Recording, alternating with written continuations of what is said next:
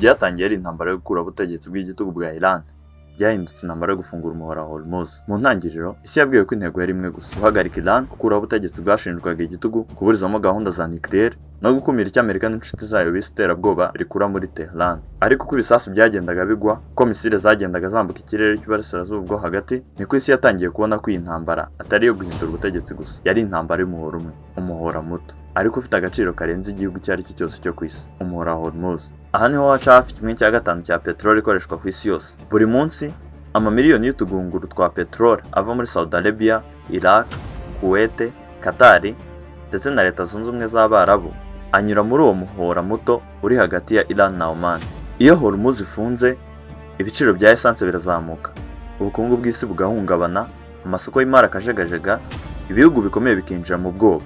Iran yari bizi neza, niyo mpamvu abayobozi bayo batangaje amagambo yatunguye isi bati: nimutera Iran nta gitonyanga na kimwe cya peteroli kizongera kunyura muri Hormuz. Icyo gihe intambara y'isi ihinduka, ntiyabikiri intambara yo gukura ubutegetsi bwa Iran gusa, yabaye intambara yo kugenzura inzira y'ubukungu bw'isi. Amerika yohereje amato mato yayo ya gisirikare, indege z'intambara zitangira kuzenguruka Gulf, ibihugu bikomeye bitangira gutinya ko Iran yafunga uwo muhora. Kuva uwo munsi Hormuz yahindutse umutima w'iyi ntambara. Iyo umuhora ufunzwe, isi irahungabana; iyo ufunguwe, ibihugu bikomeye biraruhuka. Ariko ikibazo gikomeye cyakomeje kubazwa ni iki kimwe: ese iyi ntambara yari iyo kurwanya igitugu cyangwa ni iyindi? Bahaye ikaze mu kiganiro Opinion Panel, njye kibategurira nkanakibagezaho, ndi Shema Muri.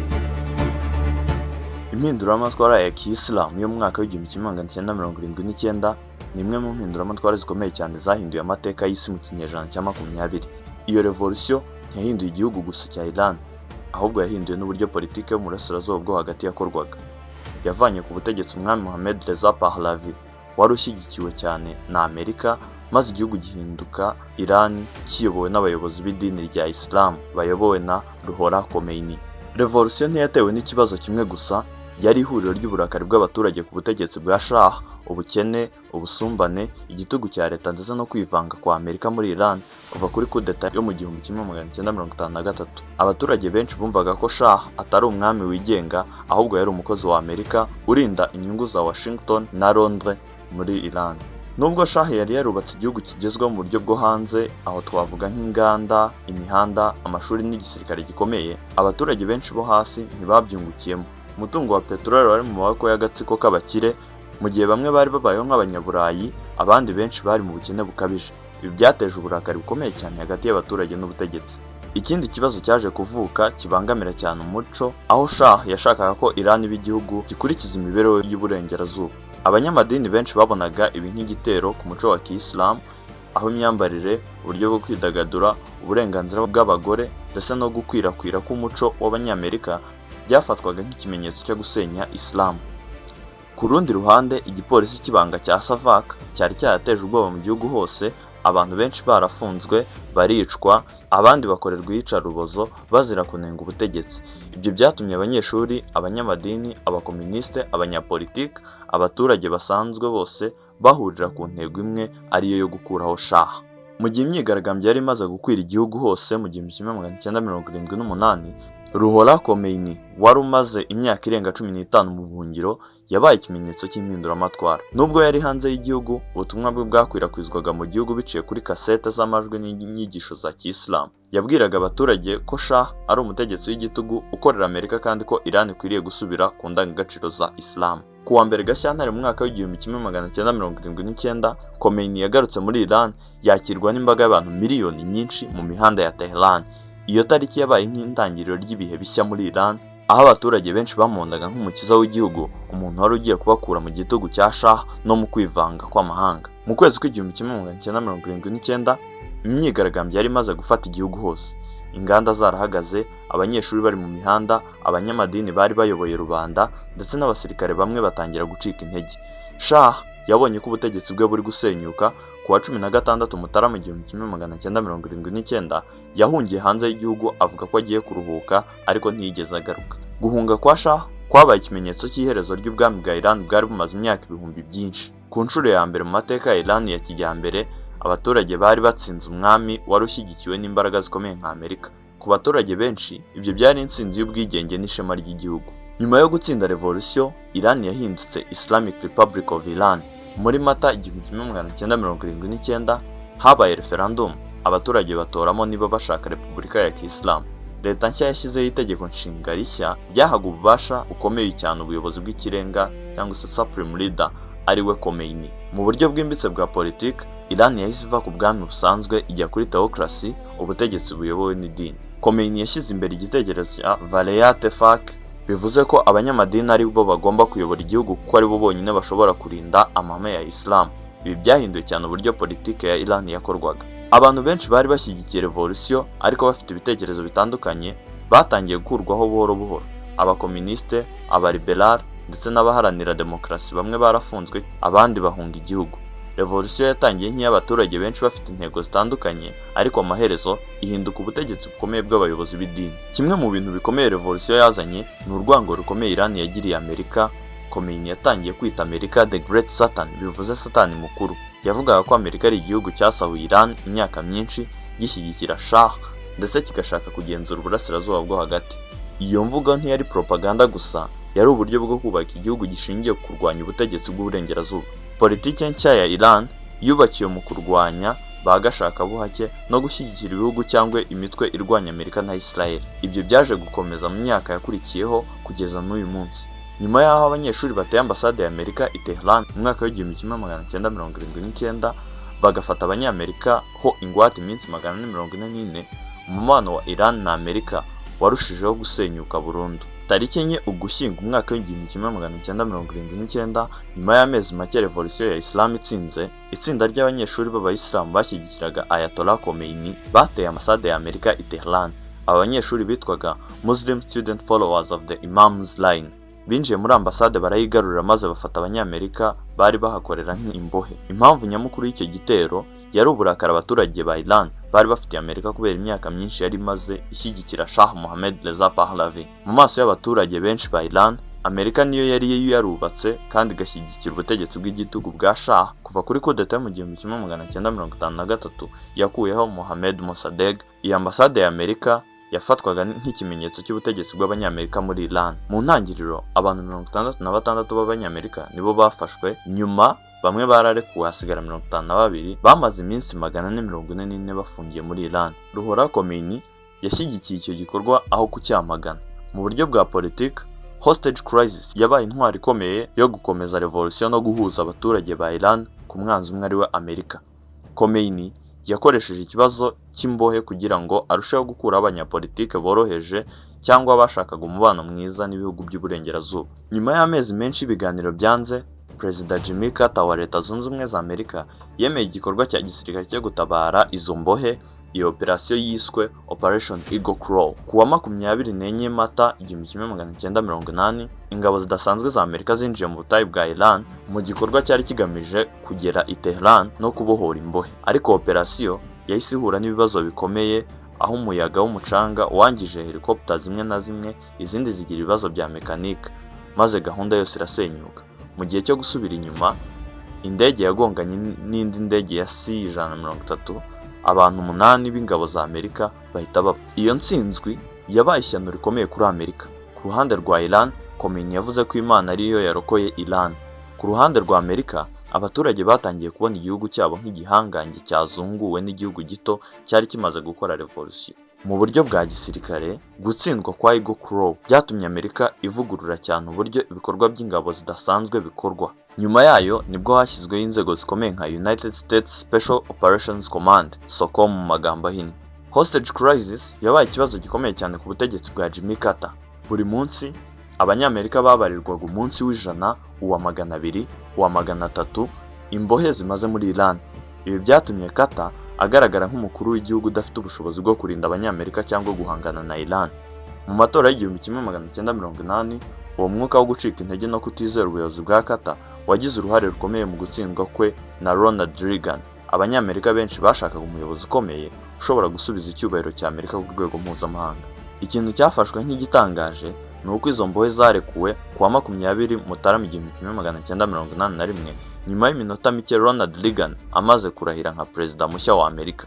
Mu maso y'abanyamerika benshi, ibyo byasaga nk'ikimenyetso cy'uko Iran itifuzaga guha Carter intsinzi ya nyuma mbere yo kuva ku butegetsi. Intambara ya Iran na Iraq yabaye hagati y'igihumbi 1980 n'igihumbi 1988, ni imwe mu ntambara ndende kandi zamenetsemo amaraso menshi mu mateka y'iki gihe. Yahitanye abantu barenga miliyoni imwe ku mpande zombi, isenya ubukungu bw'ibihugu byombi ndetse ihindura cyane geopolitique yo mu burasirazuba bwo hagati. Iyo ntambara ntiyari intambara y'imipaka gusa, yari ihuriro ry'inyungu za politiki, idini, ubwoko bw'ubutegetsi ndetse n'ihangana ry'ibihugu bikomeye ku mutungo wa peteroli no buyobozi bw'akarere. Tugarutseho gatoya mu 1979, revolution ya Islam yo muri Iran yahinduye ibintu byinshi mu karere, aho twavugamo nk'aho Ayatollah Khomeini yatangiye guhamagarira abashia bo mu bindi bihugu guhagurukira ubutegetsi bw'abami n'abanyagitugu bashyigikiwe n'ibihugu by'uburengerazuba. Ibi byateye ubwoba cyane perezida wa Iraq Saddam Hussein, kuko Iraq yari igihugu kiyobowe n'abasuni bake ariko gifite abaturage benshi b'abashia. Saddam yatinyaga ko revolution ya Iran yakwirakwira muri Iraq maze igakura ubutegetsi bwe. Hari kandi ikibazo cy'umupaka n'umuhora wa Shat al-Arab, inzira y'amazi ikomeye cyane ku bucuruzi bwa peteroli. Iraq yashakaga kugenzura uwo muhora kugira ngo ibe igihangange mu karere. Saddam yabonaga Iran nk'igihugu cyacitse intege nyuma ya revolution, aho igisirikare cyayo cyari cyarasenyutse kubera gukuraho abayobozi benshi ba gisirikare bari bashyigikiye Shah. Mu kwezi kwa Nzeri tariki 22/1980, Iraq yatangiye gutera Iran yizeye ko intambara izarangira vuba kandi ko Iran izatsindwa mu mezi make. Ariko ibintu byahindutse vuba, ahubwo iyo ntambara yahindutse war of attrition, intambara yo kunaniza igihugu buhoro buhoro mu bantu, ubukungu n'ibikoresho. Nubwo Amerika yavugaga ko itabogamye, mu by'ukuri yari ishyigikiye Iraq mu buryo bwinshi. Nyuma ya revolution ya Iran hostage crisis, Washington yatangiye kubona Iran nk'umwanzi mukuru mu burasirazuba bwo hagati. Ku ruhande rwa Amerika, Saddam Hussein yabonwaga nka evil manageable, umuyobozi mubi ariko ushobora kwihanganirwa kugira ngo Iran itaba igihangange mu karere. Amerika yahaye Iraq amakuru y'ubutasi, ubufasha mu by'ubukungu ndetse n'ikoranabuhanga ryashoboraga gukoreshwa mu gisirikare. Hari amakuru yerekana ko CIA yahaga amashusho ya satelite n'amakuru ku ngendo z'ingabo za Iran, Iraq, ndetse Amerika yakomeje gufasha Iraq no mu gihe yari izi ko Iraq iri gukoresha chemical weapons ku basirikare n'abaturage ba Iran. Ibyagaragariraga amaso ya buri wese yuko Amerika itashakaga ko Iran itsinda, ko revolution ya Khomeini yari ikibazo gikomeye ku nyungu zayo mu karere. Ibihugu byinshi by'Abarabu nka Saudi Arabia ndetse na Kuwait nabyo byafashaga Iraq amafaranga menshi kubera ubwoba bwo gukwirakwira kwa revolution y'abashia. Kimwe mu bintu byateye ubwoba muri iyo ntambara ni ikoreshwa rya chemical weapons. Iraq yakoresheje gaze nka mustard gas na saline ku basirikare ba Iran ndetse no ku baturage basanzwe. Ibi byishe abantu ibihumbi byinshi, abandi bagira ibibazo by'ubuhumekero n'ubumuga bw'igihe kirekire. Isi yose yari izi ko Iraq iri gukoresha ibyo bikoresho bibujijwe n'amategeko mpuzamahanga, ariko ibihugu byinshi by'uburengerazuba byaracecetse kubera ko byabonaga Iran nk'ikibazo gikomeye kurusha Saddam Hussein. Ku baturage ba Iran, ibi byabaye ikimenyetso cy'uko isi y'uburengerazuba ifite double standards, cyangwa se kuvuga uburenganzira bwa muntu ariko igashyigikira cyangwa ikihanganira ihohoterwa igihe inyungu zayo zibangamiwe. Mu myaka yo hagati y'intambara, Iran na Iraq batangiye gutera amato atwara peteroli mu nyanja ya Persian Gulf no mu muhora wa Hormuz. Iki cyiciro cyiswe tanker war. Iran yatangiye gutera amato yajyanaga peteroli ya Iran nayo itangira gutera amato y'ibihugu byashyigikiraga Iraq, cyane cyane Kuwait na Saudi Arabia. Kubera ko umuhora wa Hormuz unyuramo igice kinini cya peteroli y'isi, ibihugu bikomeye byatangiye kugira ubwoba ko ubukungu bw'isi bushobora guhungabana. Amerika yahise yohereza amato mato ya gisirikare kugira ngo arinde amato ya peteroli y'inshuti zayo. Ibi byatumye Amerika yinjira mu buryo butaziguye muri iyo ntambara. Hari ibikorwa byinshi bya gisirikare hagati y'ingabo za Amerika n'iza Iran mu nyanja ya Persian Gulf. Kimwe mu bintu bikomeye kandi bikiri igikomere ku mateka ya Iran ni ihanurwa rya Iran Air Flight 655. Ku wa 3 Nyakanga 1988, indege ya Iran Air yari itwaye abantu 290, harimo abana 66, yarashwe n'ubwato bwa gisirikare bwa Amerika USS Vincennes mu muhora wa Hormuz. Amateka yavuze ko abasirikare bayo bayibeshyeho indege y'intambara ya F-14 ya Iran, ariko Iran yavuze ko icyo gikorwa cyari ubwicanyi kandi ko indege yari mu nzira isanzwe y'abagenzi kandi iri mu kirere cya Iran. Raporo nyinshi zaje kugaragaza ko indege yari iri kuzamuka aho kuba iri kugaba igitero nk'uko Amerika yabivuze mbere. Ibyo byakajije urwango hagati ya Amerika na Iran, aho muri Iran abantu benshi bemeye ko Amerika itigeze ifata ubuzima bw'abanya-Iran nk'ubufite agaciro, ndetse kuba abasirikare ba USS Vincennes barahawe imidari nyuma y'icyo gikorwa byarakaje cyane Iran. Izi ntambara z'urudaca ariko zitaziguye ndetse n'izindi nyinshi nka Persian Gulf War yo mu 1991 aho yari intambara yo kwirukana Iraq muri Kuwait, Iran ntiyari mu rugamba bigaragara, ariko Amerika yayoboye coalition ikomeye mu karere. Ibintu byatumye Iran itangira kubona Amerika nk'umwanzi ushaka domination mu burasirazuba bwo hagati. Iyindi ntambara twavuga nka Afghanistan War yabaye hagati y'umwaka wa 2001 ndetse n'umwaka wa 2021 aho Amerika yinjiye muri Afghanistan ihana Taliban. Iran yari ifite inyungu ikomeye muri Afghanistan kandi ubushyamirane hagati ya Iran na Amerika bwiyongereye kubera presence ya Amerika hafi yayo. Nanone kandi ntitwabura kuvuga intambara yo muri Iraq yo mu 2003 aho Amerika yakuyeho ubutegetsi bwa Saddam Hussein. Iran yabonye ibi nk'igikorwa cyo kuyikikiza ingabo za Amerika mu karere nyuma yaho habaye proxy war hagati y'imitwe ishyigikiwe na Iran n'igisirikare cya Amerika muri Iraq. Nanone kandi habaye Lebanon-Israel conflict yatangiye mu 2006 igikomeje, aho Amerika yashyigikiye bikomeye Israel mu ntambara yayo na Hezbollah, umutwe ushyigikiwe cyane na Iran. Iran yabibonye nk'igitero ku nyungu zayo mu karere. Nanone twavugamo nka Civilian War yatangiye mu 2011 igikomeje. Iran yashyigikiye ubutegetsi bwa Bashar al-Assad muri Syria, naho Amerika ishyigikira bamwe mu barwanya Assad. Iyi yabaye imwe muri proxy wars zikomeye hagati ya Iran na Amerika. Yemen War 2015 ndetse igikomeje, Amerika yashyigikiye Saudi Arabia mu ntambara yayo n'abahuti bo muri Yemen, mu gihe Iran yo yari ishyigikiye abahuti. Intambara yahindutse proxy war hagati ya Amerika yari ishyigikiye Saudi Arabia ndetse na Iran yari ishyigikiye abahuti. Nanone kandi habaye nuclear crisis ndetse no kwiyongera cyane kw'ibihano by'ubukungu. Amerika yashyize ibihano bikomeye cyane kuri Iran kubera nuclear program yayo. Trump yavuye kuri JCPOA nuclear deal muri 2018 maze tension zirushaho gukara.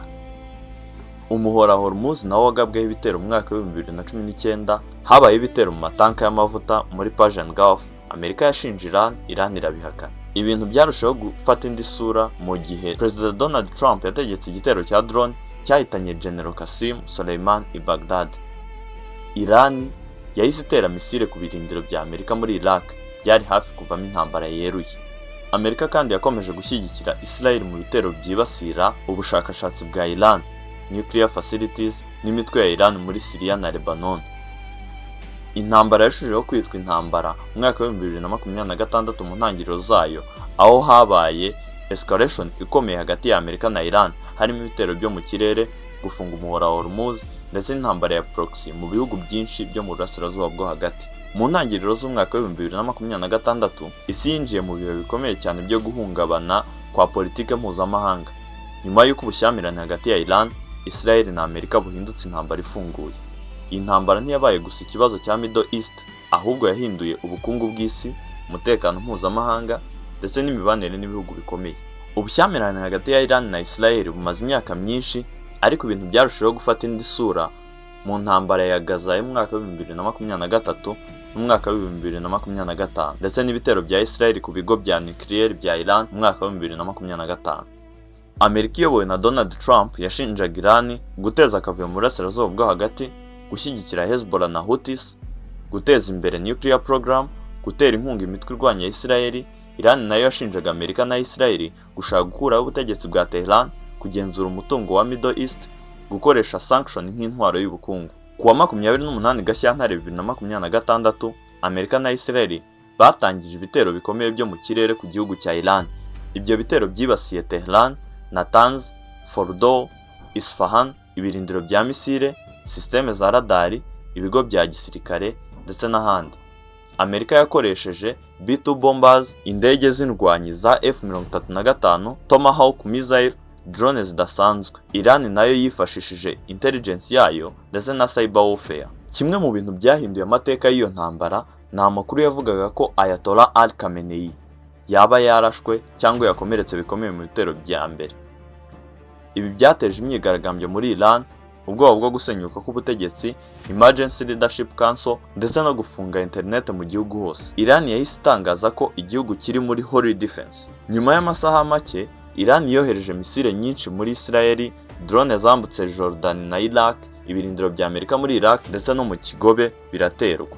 Israel yahuye n'ibitero bikomeye byibasiye Tel Aviv, Haifa, Beit Shemesh, Ben Gurion Airport, ndetse abaturage benshi bahungira mu nyubako ziri munsi y'ubutaka.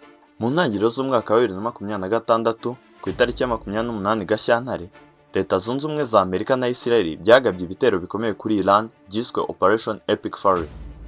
Ibi bitero byarimo kugaba igitero cy'ikirenga ku buyobozi bwa Iran, aho byaguye ku muyobozi mukuru Ayatollah Ali Khamenei ndetse n'abandi bafatanyije mu buyobozi. Iyi ntambara ntiyari intambara isanzwe y'imbunda n'ibisasu gusa, yari intambara y'ikirenga mu bijyanye n'ubukungu, tekinoloji za drone, politike mpuzamahanga ndetse n'igabanwa ku mutungo wa peteroli. Kimwe mu bibazo bikomeye byakuruye ubushyamirane ni gahunda ya nucleaire ya Iran. Iran ivuga ko gahunda yayo igamije gukora amashanyarazi, ubushakashatsi bwa siyanse no guteza imbere ikoranabuhanga gusa. Amerika na Israel bivuga ko Iran ishobora kuba ishaka gukora intwaro za nucleaire. Iran ibaye ifite intwaro za nucleaire, Israel yahura n'ibibazo bikomeye by'umutekano, Amerika yatakaza influence yayo, uburinganire bw'imbaraga mu karere bwahinduka. Wakwibaza uti, umuhora Hormuz uhurira he n'ibi bibazo? Umuhora Hormuz ni umuyoboro muto wa kilometero 39 hagati ya Iran na Oman, ujyana mu majyepfo y'ikiyaga cya Persian Gulf n'ikigobe cya Oman.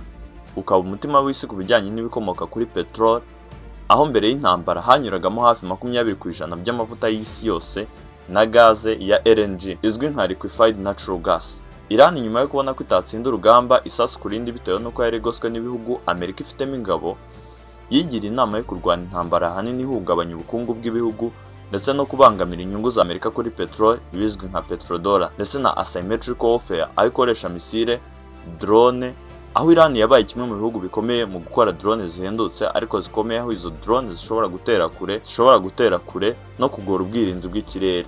Mine zo mu nyanja ndetse n'imitwe iyifasha mu ntambara twavugamo nka Hezbollah muri Lebanon, Houthis muri Yemen, Militias yo muri Iraq n'indi mitwe yo muri Syria nabyo byarifashishijwe.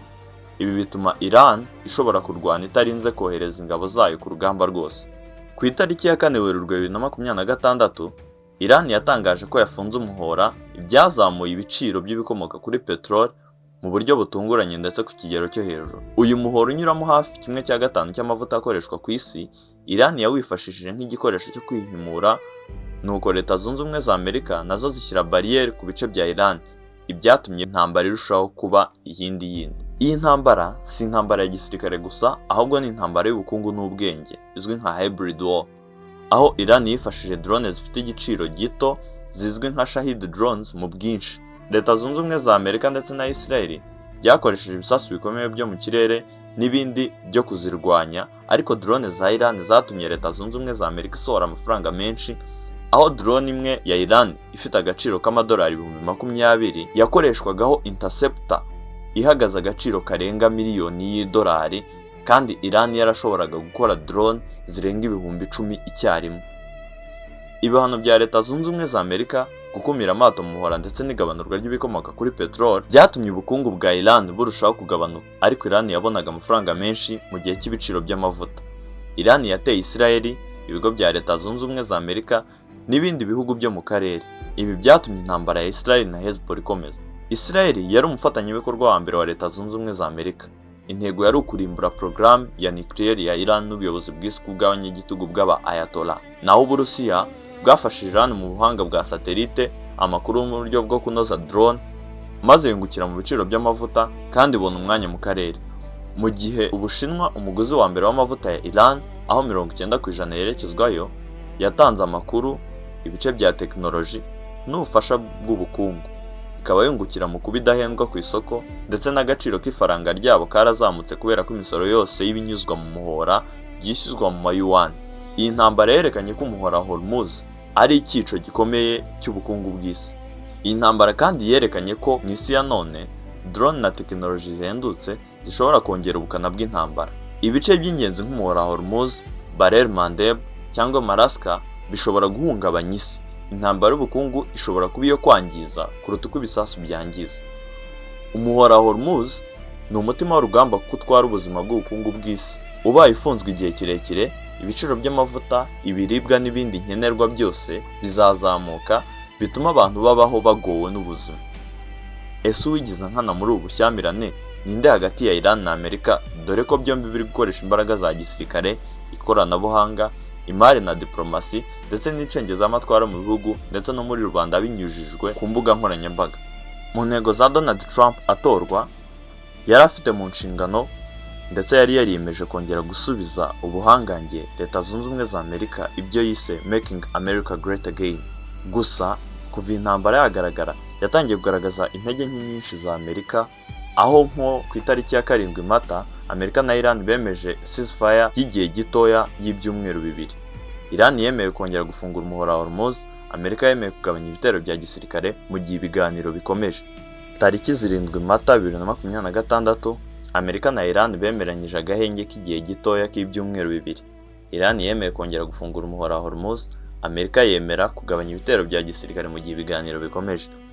Ibihugu byinshi byo ku isi byahise bishyigikira ayo masezerano, harimo European Union, Pakistan, Ubufaransa, German ndetse na United Kingdom. Ibyari bikubiye muri aka gahenge hari harimo guhagarika ibitero bya gisirikare. Amerika yagombaga kugabanya ibitero byo mu kirere kuri Iran na Iraq, ikagabanya misile na drone zayo, harimo gufungura umuhora wa Hormuz nk'ikintu cy'ingenzi cyane kuko isi yari yatangiye kugira ikibazo cya peteroli n'ubwikorezi bwo mu nyanja. Hakabamo nanone gutangira ibiganiro bya diplomasi bigomba kubera muri Islamabad hagati y'impande zombi, ndetse no kuganira ku bihano bya Amerika, aho Iran yashakaga gukurirwaho ibihano by'ubukungu, kurekurirwa amafaranga yayo yafunzwe no guhabwa uburenganzira mu bikorwa bya nucleaire. Wakwibaza uti kuki aka gahenge katigeze kagira imbaraga cyane? Habayeho kutizerana hagati ya Amerika na Iran, aho Iran ivuga ko Amerika ishobora kongera kuyitera igihe icyo ari cyo cyose, kandi agahenge gashobora kuba uburyo bwo kuyisubiza inyuma mu gisirikare. Amerika nayo yavuze ko Iran itari kwemera ibisabwa byose ku bijyanye na nucleaire, kandi ko isaha iri kugenda mbere y'ibindi bitero bikomeye. Amerika nanone yashakaga ko Iran ihagarika uranium imyaka 20 ndetse yimure uranium yayo hanze y'igihugu.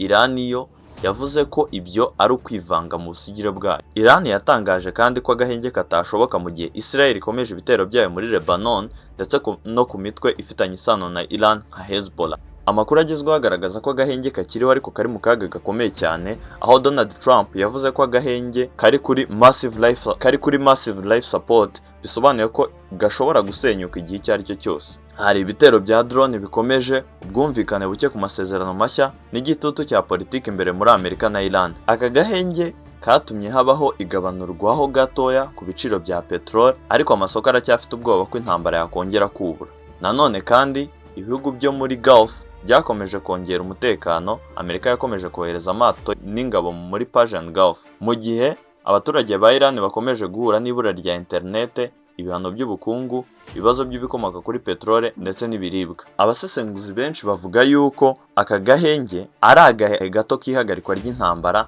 ariko atari amahoro arambye. Impamvu zitangwa nuko ikibazo cya nucleaire ntikirakemuka, Israel na Iran biracyafitanye ubushyamirane, Amerika iracyashyira igitutu kuri Iran, Iran nayo iracyashaka kwerekana ko itazemera gutsindwa. Gusa ku rundi ruhande iby'agahenge ntibivugwaho rumwe, ko bamwe babyita ko ari uburyo bushya Trump ashaka gukoresha ngo yikure mu ntambara benshi bahamya ko yayigiyemo ahubukiye inama za Netanyahu, gusa akaba yarasanze amazi atari uko yayabwiwe. Abandi bati ni uburyarya bwa Amerika ngo yibagize Iran gukinga, maze umunsi umwe izayitungura Yisanze mu midugararo. Gusa amakuru agenda agarukwaho nuko siroga ya Trump yo kongera kugira Amerika igihangange, cyangwa se Make America Great Again, yananiranye.